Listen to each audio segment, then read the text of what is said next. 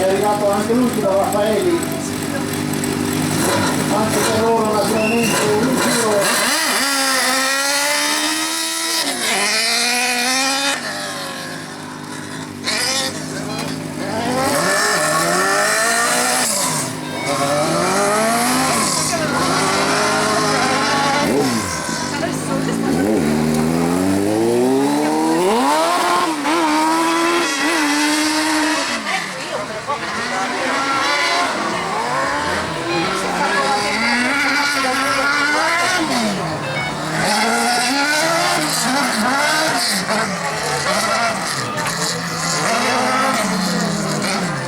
E Croci naturalmente comincerà la propria performance in questo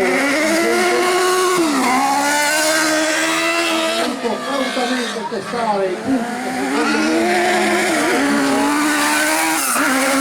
l'abbiamo visto partire molto convinto, seguito naturalmente da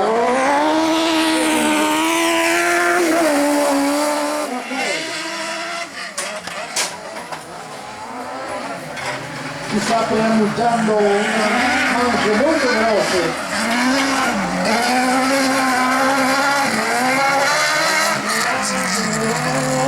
Tre piloti di assoluto spessore.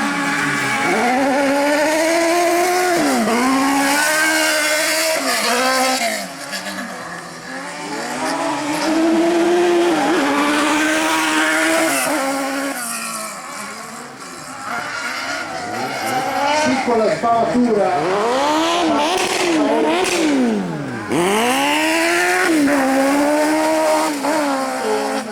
piccola scivolata laterale che ha fatto fare felice l'aggancio giusto del qualche metro di continuità.